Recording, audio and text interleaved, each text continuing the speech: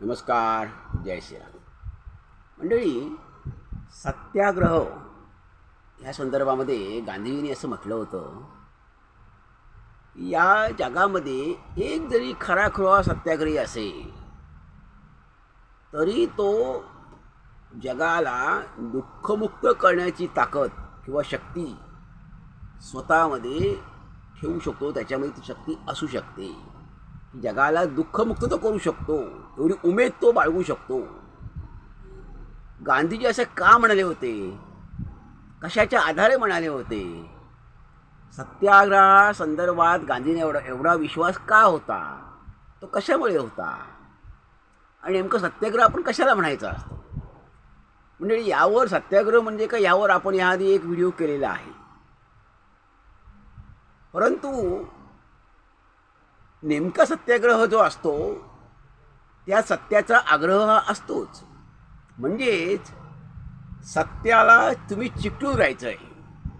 कितीही त्रास भोगावा लागला, दुःख भोगावं लागलं, यातना भोगाव्या लागल्या, परिश्रम करावे लागले, भोगावे लागले, तरी देखील त्याचं तुम्हाला भान असता कामा नये. आणि मी त्याग केला, मी दुःख भोगलो, कशासाठी? सत्याग्रहासाठी. एवढे परिश्रम घेतले असं तुम्ही सांगताही कामा नये. हे तुम्ही जाणवून देता कामा नये. तर या उलट अखेरपर्यंत जे तुम्ही सत्य मानताय त्या सत्याला चिकटून राहणे, त्याच्यावर कितीही तुम्हाला यातना भोगाव्या लागल्या तरी त्यावर टिकून राहणे म्हणजे सत्याग्रह. आता ह्या सत्याग्रहाच्या अनेक बाजू आहेत. परंतु सत्याग्रहाने समाज हा निर्भय बनतो. ती निर्भयतेकडे जाण्याची सत्याग्रह ही एक वाटचाल आहे, तो दरवाजा आहे. निर्भयतेकडे जाण्याचा तो एक मार्ग आहे, रस्ता आहे. खराखुरा समाजातील तणाव, समाजापुढचे प्रश्न, समाजापुढचे अडचणी, समस्या, समाजात असणारी भीती, दहशत, वादविवाद, आत्ता सर्व मानवजातीपुढचे असणाऱ्या समस्या, भेडसावणारे प्रश्न, यातून मुक्ती मिळवण्याचा मार्ग हा सत्याग्रहासारख्या या अभिनव अस्त्रामध्ये आहे असं आचार्य विनोबांनी म्हटलेलं आहे. आचार्य विनोबांनी असं म्हटलेलं आहे, ठामपणे म्हटलेलं आहे की मानवजातीपुढील आत्ताच्या काळातल्या समस्या आहेत, गुंतागुंतीच्या सगळ्या समस्या आहेत. त्यामध्ये हिंसाचार आहे, दहशत आहे, सगळंच आहे. त्यातून जगाला मुक्ती देण्याचा मार्ग कोणता असेल तर सत्याग्रहा एवढा चांगला मार्ग दुसरा असू शकत नाही असं स्वतः आचार्य विनोबांनी म्हटलेलं आहे.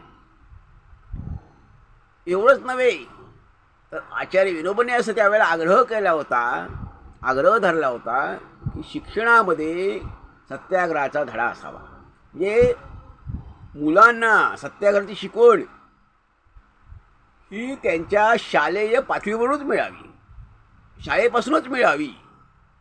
म्हणजेच आमच्या जीवनाची, समाजाची उभारणी ही सत्याग्रहावर करावी, सत्याग्रही विचारधारेवर उभी राहावी, घडावी. सत्याग्रह ही आमची जीवननिष्ठा बनली पाहिजे.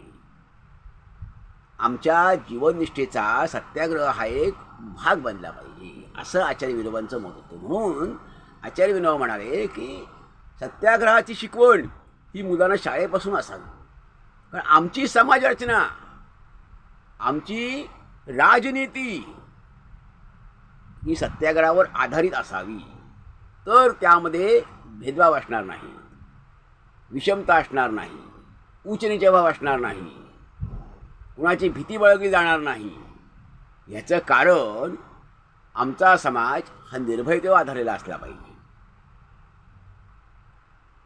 उदाहरणार्थ अर्थ शाळेमध्ये विनोबाने असं म्हटलेलं आहे की शाळेमध्ये मुलांना शिस्त लावली. शिस्त हा सर्वात प्रमुख गुण मानला जातो. हे बरोबर आहे. आणि शिस्त हा एक चांगला गुण आहे, तो मुलांमध्ये असलीच पाहिजे. शिस्त ही मुलांमध्ये असलीच पाहिजे, कारण तीच त्यांना भावी जीवनाची एक ती सुरुवात असते, प्रारंभ असते. परंतु शिस्तीपेक्षाही आणखीन काहीतरी गुण आहेत, सर्वोत्तम गुण आहे. भगवद्गीतेमध्ये त्याला अभयम असं म्हटलेलं आहे, म्हणजे निर्भयता असं म्हटलेलं आहे. म्हणजे तुमच्यातला सर्वोच्च गुण कोणता, तो सर्वोच्च गुण कोणता असला पाहिजे, असायला पाहिजे मनुष्य जातीमध्ये, तर तो निर्भयता. भगवद्गीतेमध्ये निर्भयतेलाच फार मोठं महत्त्व दिलेलं आहे. सर्वोच्च गुण हा निर्भयता. भगवद्गीतेने निर्भयतेचं महती गायलेली आहे, निर्भयतेची महती गायलेली आहे. निर्भयता म्हणजे काय, तर आम्ही कुणाला भीत नाही आणि आम्ही कुणाला भिववीत नाही. आम्ही कुणाला घाबरत नाही, घाबरणार नाही, आणि आम्ही कुणाला घाबरवणारही नाही. ना भ्यायचंय ना भिवायचंय, कुणाची कुणाही दबून राहायचं नाही आणि कुणाला दाबायचंही नाही. त्यामुळे सहन करायचं नाही, पण कुणावर अन्यायही करायचा नाही. असा निर्भयतेवर आधारलेला समाज, हा समाज हा देशाला किंवा मानवजातीला अत्युच्च शिखरापर्यंत नेऊ शकतो. मग मनुष्यामध्ये निर्भयता कशी येईल, तर ती तुमच्या देहभिन्न आत्मा या समजुतीवर अवलंबून आहे. तुमची धारणा असली पाहिजे की मी देहभिन्न आहे, देहभिन्न आत्मा आहे. म्हणजे आत्मा आणि शरीर वेगळ्या गोष्टी आहेत. तुम्ही स्वतःच्या शरीराला खूप महत्त्व देत आहात, तर तुम्ही निर्भय होणार नाही आहात. तुम्ही भिवून राहणार आहात. तुमच्या मनामध्ये भीती कायम राहणार आहे. तुम्ही शरीराचे नकुतके लाड करणार आहात, शरीराला नकुतके महत्त्व देणार आहात, जपणार आहात. परंतु जेव्हा तुम्ही असं म्हणाल की शरीर माझं वेगळं आहे आणि आत्मा माझा मुख्य आहे, शरीर दुय्यम आहे, आपल्यामध्ये संस्कृतीची आपल्या धारणा आहे, धर्माची किंवा भगवद्गीतेची अशी धारणा आहे, हे सांगितलेलं आहे की आत्मा हा अमर आहे, शरीर नश्वर आहे. म्हणजेच ही जाणीव असली पाहिजे मनुष्याला की आपण देहभिन्न आत्मा आहोत. शरीर आणि आत्मा या दोन वेगळ्या गोष्टी आहेत. तरच त्याची वाटचाल ही निर्भयतेकडे होऊ शकते. आणि निर्भयतेकडे तो गेला की त्याच्या आत्म्याचा विकास होऊन तो सत्यनिष्ठ होऊ शकतो. मनुष्याची सत्यनिष्ठा कधी विकसित पाहू शकते, तो अधिकाधिक सत्यनिष्ठ कधी होऊ शकतो, समाजाची वाटचाल सत्यनिष्ठेकडे कधी होऊ शकते, तर जेव्हा तो देहभिन्न आत्मा होईल तेव्हाच, मानेल तेव्हाच. म्हणजेच आत्मज्ञान. की देहभिन्न आत्मा ज्याला समजतो आहे तोच मनुष्य आत्मज्ञानी होतो. आणि असा आत्मज्ञानी मनुष्य हा सगळ्याच्या ह्या लौकिकाच्या, पारलौकिक सगळ्या लौकिकाच्या पलीकडचा गेला असतो. भौतिकतेच्या, ऐहिकतेच्या, सुखदुःखांच्या, यातनांच्या, सर्वांच्या पलीकडे गेलेला असतो. असाच मनुष्य निर्भय असू शकतो. आणि अशी निर्भय व्यक्ती आणि असा निर्भय समाज हा सत्यनिष्ठ होऊ शकतो. ह्याचा सत्यनिष्ठेमध्ये त्याचा विकास होऊ शकतो. सर्वोत्तम जी सत्यनिष्ठा आहे, ती सर्वोत्तम स्थिती आहे, सर्वोच्च स्थिती आहे. त्या स्थितीपर्यंत तो समाज किंवा ती व्यक्ती जाऊ शकते, किंवा समाज जाऊ शकतो, पोचू शकतो. त्यामुळे सत्याग्रहासाठी मुख्य कोणती गोष्ट आहे, गरज आहे, अधिकाधिक चांगलं सत्याग्रही बनायचं असेल तर त्यासाठी तुम्हाला पाहिजे निर्भयता. निर्भयतेसाठी काय हवं आहे, ते देहभिन्न आत्म्याची जाणीव. आणि देहभिन्न आत्म्याची जाणीव झाली की तुम्ही झालात आत्मज्ञानी. पण आत्मज्ञानाकडे वाटचाल करायची असेल, ह्या सगळ्याचा पाया काय आहे, तर निर्भयता.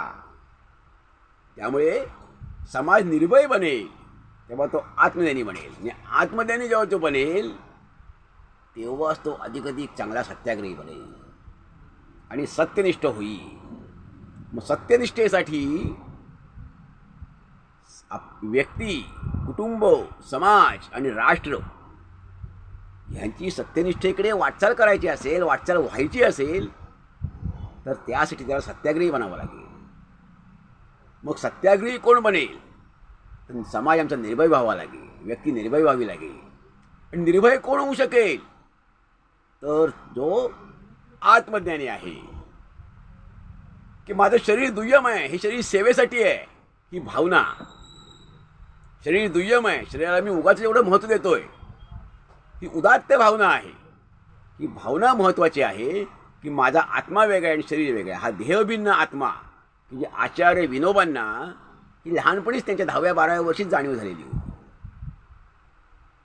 त्यामुळे सत्याग्रही समाज हा आमचा निर्भयतेवर आधारलेला असेल आणि असा समाज आत्मज्ञानी असेल आणि असाच समाजाची आध्यात्मिक क्षेत्रामध्ये, त्याची भौतिक क्षेत्रामध्ये प्रगती होणारच आहे, पण भौतिक ऐहिकतेसोबतच त्याची आध्यात्मिक क्षेत्रामध्ये एक उन्नत आणि उच्च टोक अशा समाजाचं, असा समाज तिथपर्यंत पोचवू शकतो.